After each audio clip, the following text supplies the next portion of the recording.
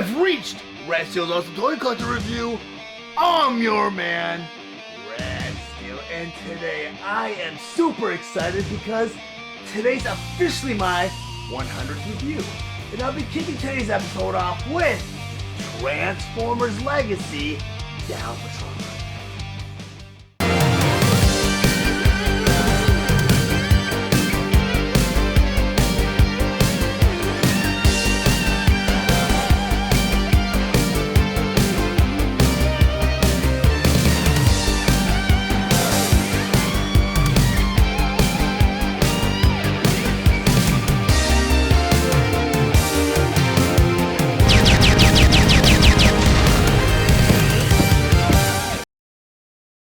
Transformers Legacy Galvatron. But before I get into the actual review, I just want to go over some of the stunning details on the packaging. Up front here, this beautiful illustration of Galvatron in his robot mode and Galvatron in his galactic cannon mode. Then on the top of the box here, you have the Transformer Legacy logo. Then on the side of the box here, you have the very same illustrations that you saw in the front of the box. Then on the other side here, you have this beautiful montage of Legacy starting with Megatron, and below him Dragstrip, Iguanas, Skywarp, besides Skywarp, Cybertron, and Kickback. Then on the back of the box, you have all of the figures featured such as Galvatron in his robot mode, Galvatron in his galactic cannon mode, and the Autobot Matrix of Leadership with attachable chain. Transformers Legacy Leader Class Galvatron. Galvatron was released on March 30th, 2022 with the suggested retail price of $52.99, and he's available at all major retailers. Galvatron was released along with the other Transformer Legacy Leader Class Wave 1 figure, Laser Optimus Prime.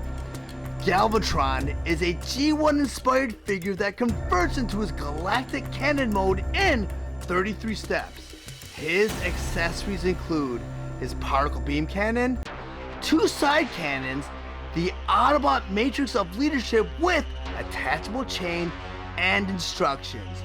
Galvatron stands 8 inches tall and he's meant for fans ages 8 and up. Now I'm going to go ahead and transform Galvatron from his robot mode into his galactic cannon mode. But the first thing you'll always want to do before you transform any of your Transformers is remove all of the weapons and accessories. So I'm going to go ahead and take his particle beam cannon, I'm going to remove it, I'm going to put this off to the side. Now the first step they want you to do is take the fist right here and flip it into the form like that. Go ahead and do that to the other side, take the fist, and just flip it right into the form like that. The next step, on his wrist he's got a tab right there, tab right there. Top of his shoulder he's got a hole right here, and a hole right here. You want to bend him at the elbow and flip that forearm right into that tab like that. You want to go ahead and do that to the other side, so go ahead and bring that tab and put it right into that hole. Then, you want to take these treads on the back of his arms, and they're both pegged in the top of his shoulder. You unpeg them. You notice at the bottom of the treads, right here, or top of the treads, there's a groove right here. You're supposed to bring the treads, and it's double hinged, and the forearm's supposed to fit right into that groove. Go ahead and do that to the other side, and go ahead and untab the tread, and bring that forearm right to that groove in the front. The next step, they just want you to make sure that the treads are flat into the arms like that. So he should look like this so far. Then the next step, they want you to go ahead and turn Galvatron around. You got these 2 purple panels right here and right here. They want you to go ahead and untab these purple panels. There's a hole right here and a tab right there. They want you to go ahead and tab that right in like that. So he should look like this. Go and do it to the other side. Untab that panel. Flip it around. And right here, tab right into that. Like that. Then on the bottom of Galvatron's feet, you'll notice there's 2 heels right here and right here. You're going to flip those heels right into his foot. Like that. And like that. Because the next step, you're going to take his legs. And you see his knees right here and right here, the red circles.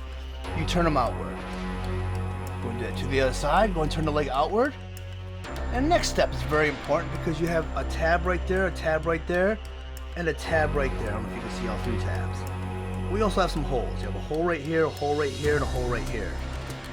We're supposed to bring both legs together, kind of tab them all together, and they should snap right into place. And it takes a little bit of force. You gotta make sure they're all aligned, so it goes in perfectly like that. Then the next step, you have these hip panels right here and right here. They ask that you flip those out like that.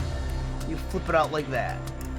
The next step, and this is a double hinged shoulder thing, you go ahead and unhinge the shoulder like that, and you'll hinge it like that.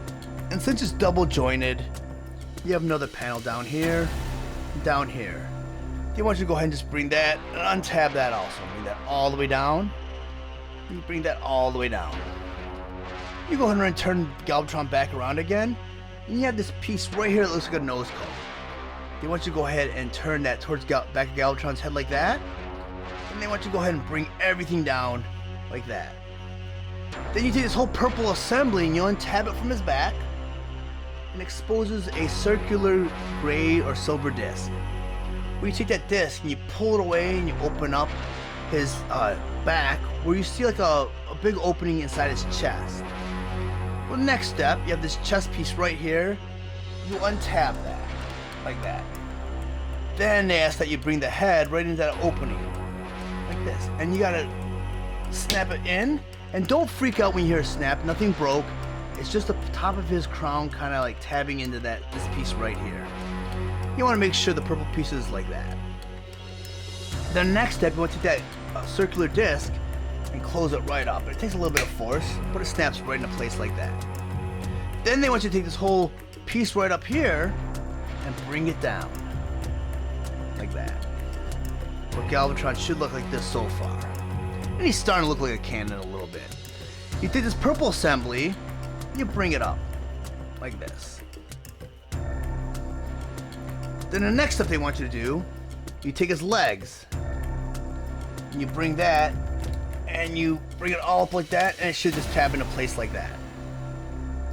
Then the next step they want you to do, they want you to bring this whole assembly down, which it already fell down, and tab it right into place. And I'll just show you on the other side what you're supposed to do. There's a tab right here and a hole right here. They ask that you just bring everything down and just tab it right into place like that. Then after you do that, you got those hip plates. You just tab those right into the shoulder piece right here. So it should look like that. And everything's starting to like fit into place now and come together. And you adjust his arms so the treads kind of stay flatter to the ground so I can have a little bit of support for Galvatron. The next part, you take his legs and you bring that all the way down, and they do separate. So you want to bring it from the back of his toes and just bring it down. So he should look like that so far. So he's starting to look like Galvatron's cannon just a little bit. Then within that piece, this piece right here, you kind of want to bring that down like that. Bring that down. And the final piece, you grab his particle beam cannon and you separate it. The orange part does come out from the cannon. There's a peg right here. You want to plug that right at the front of Galvatron right there. Then you want to take this piece right here. There's a peg right here, and there's a hole right at the top of his cannon. And you want to peg it in like that. And behold, now you have Galvatron in his galactic cannon mode. Now that I have Galvatron in its galactic cannon mode and on my display table, I just want to go over some of his play features and accessories. According to the instructions, there's a way to fully arm Galvatron while he's in his galactic cannon mode. And to imagine Galvatron even more menacing than he already is just surreal. But you go ahead and you grab his 2 side cannons. And I'll go over more detail on what the side cannons represent and how they're used while I go over his play features while he's in his robot mode. But right now, I'm just going to arm Galvatron. Now at the bottom of these cannons, you have this large groove right here. And on each side of his cannon, he's got a peg right there. A peg right there. You just go ahead and you grab those cannons, you just peg them right in. Like that. And they should tab right into place. I'm going to do that to the other cannon. Just push it right in. It should go right in a place like that. And like I mentioned earlier, just to imagine Galvatron even more menacing than he already is in that cannon mode. I mean, if you've seen the movie and the animated series, he is trouble when he transforms. And also, for some reason, they have you take the Autobot Matrix of Leadership on a chain, which I'll also go over detail when I talk about his robot mode, and they have you put it around his barrel like this, which I don't know what purpose it serves. I mean, it's kind of a cool thing, but now you have Galvatron fully armed and loaded according to the instructions. But Galvatron also came out in Kingdom, and to be honest with you guys, I'm gonna go ahead and pull all of his accessories off. I see very little differences between the Legacy version of Galvatron in his cannon mode and Kingdom Galvatron in his cannon mode. So I'm gonna go ahead and pull out my Galvatron, and I'm gonna do a side-by-side comparison. There's one noticeable difference, and that is right here on his barrel right here. It's a little bit of scoring, kind of showing that this cannon's gotten a lot of use out of it. Galvatron in the War for Cybertron series, he came from the future, so of course he's a little aged, and there's a little bit of battle damage, but you don't see a lot of that battle damage in his cannon mode, because it's on his chest plate right here, and there's a little bit of battle damage right here in his, by where his leg's supposed to be. But other than that, both figures are identical. So I'm gonna go and rotate around so you guys can see all the differences and all the similarities on your own. And I have to say, they did a great job. I mean, this is a hard transformer to engineer. I mean, if you watch the movie, the way the cannon looks and how he ended up in this robot mode, I mean, a very menacing robot mode. But I'm gonna go ahead and put this off to the side. Unfortunately, they did not utilize any of the electronics like the original Generation 1 toy had. I mean, there was a little trigger, you could have flashing lights, and the orange translucent plastic would flicker with lights. They left all that out, but I mean, nonetheless, it's still a great alt mode. It's a great cannon, very similar to the movie, very faithful to the animated model. Now that I have Galvatron in his robot mode, I just want to go over some of his play features and accessories. But before I do that, I just want to make note that this Galvatron is very special to me. When I originally planned out doing Red Steele's Awesome Toy Collector review, I wanted Galvatron to be my very first review. So I planned a whole channel out around debuting with Galvatron, because Galvatron was supposed to be released later in the summer of 2021. But when he was released, he was misassembled. His shoulder was lower, I believe. So I chose to wait before they made that running change where they corrected the shoulder issue, so Galvatron did not end up being my first review. Instead, I snuck in a review of Optimus Prime, my very first episode, which is more of a preview review, and it was more of a surprise. So if you check out my first introduction review, it does have Optimus Prime's review on there. So if you're interested in seeing a review on Kingdom Optimus Prime, it's there. Now getting back to my review, I want to talk about his trademark particle beam cannon. And this beam cannon is very faithful to the original Generation 1 Season 3 cartoon series and 1986 Transformers the movie. And much like the original Generation 1 toy, the orange part does come off the cannon. You got a peg right there in the orange part. You got a hole in the cannon. You go ahead and just plug that right in. And on the bottom of the cannon you have a peg. And there's a bunch of portholes around Galvatron. There's one on his bicep, on both his forearms, and on his back. But I choose to arm him like he appeared in the movie and in the cartoon series, on his right forearm. And Galvatron also came with the Autobot Matrix of Leadership. And you're probably wondering, why does the Decepticon leader come with the Autobot Matrix of Leadership? Well, his mission through the 1986 movie was to get the Matrix from the Autobots and present it to Unicron, because Unicron feared that this is the only thing that could destroy him. But Galvatron instead chose to use the Matrix against Unicron to conquer him. And he did that by putting it around a chain. On the back of the Matrix here, you have a hole. The chain, you have a little plug. You can just plug that right into the chain. And this Matrix chain, and even most of the accessories that Galvatron comes with, except the fusion cannon, are identical. Even his paint scheme, the purple and the gray, are identical to Kingdom Galvatron. The only difference is the particle beam cannon, like I mentioned earlier on, but I'll get to that later. But the Matrix is different than the other releases during Earthrise and Kingdom. For instance, Optimus Prime's Matrix and Rodimus Prime's Matrix, and even the Studio Series Hot Rod came with a Matrix with translucent plastic in the middle here.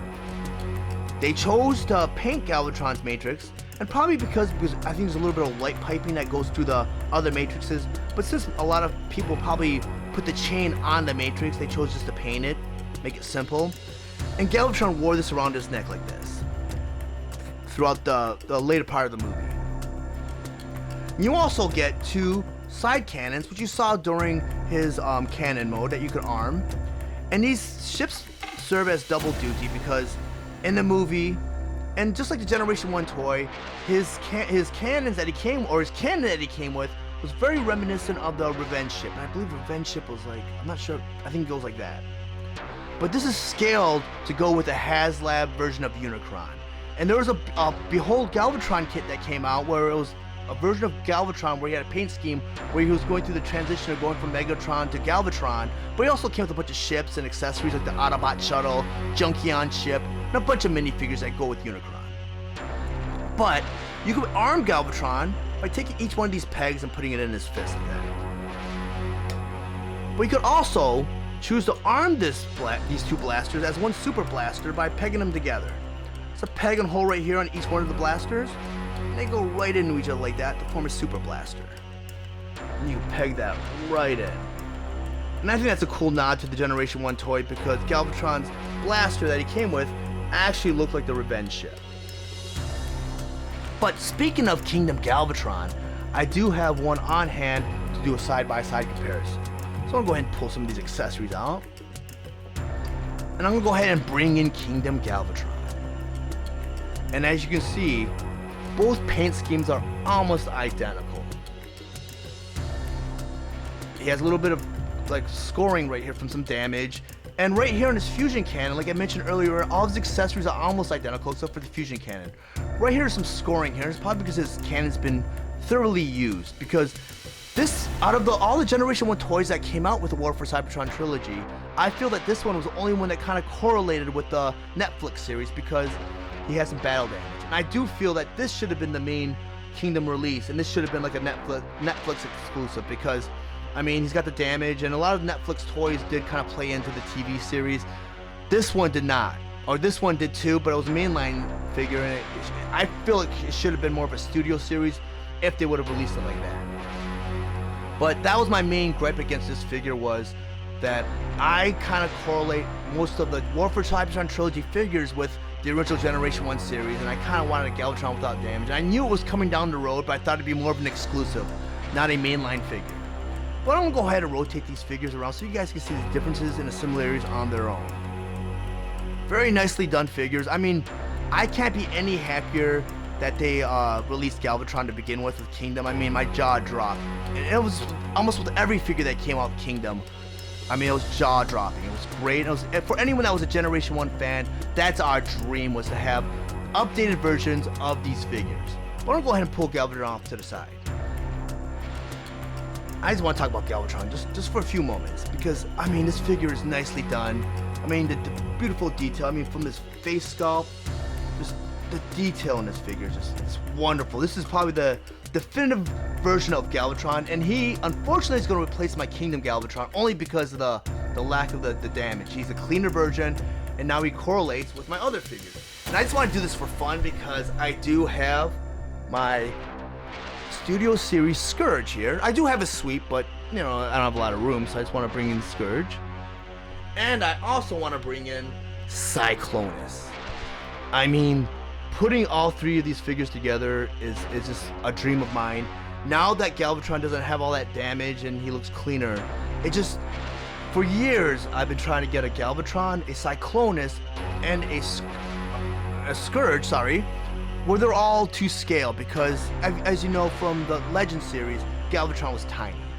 And even with the Titans Return version of Galvatron, didn't really sync well with the other versions of Scourge and Cyclonus, but this is the one time where all these figures were designed to scale with each other, and I could also like set up a diorama with the Decepticons from the movie and the Autobots from the movie. So I mean, War for Cybertron trilogy, even though it carried over to Legacy, where Legacy decided to carry on that tradition, I mean, we're going to see more Generation 1 toys that are updated, and this is just a dream of mine. I'm glad I lived long enough to see this. And I mean, it might sound sad to a lot of you guys, but this is what I live for right here. But I'm going to go ahead and remove Cyclonus and Scourge. And if you guys are interested in picking up your own copy of Galvatron, I did include a link in the description below, and once you click that link, it'll take you to the Amazon store where you can purchase Galvatron. But if you choose not to purchase Galvatron, and after clicking that link, if you make any purchase at Amazon, it will greatly help the channel out so that I can grow and produce more content for the future. If you guys found any of the information valuable in this review, please like and share this video.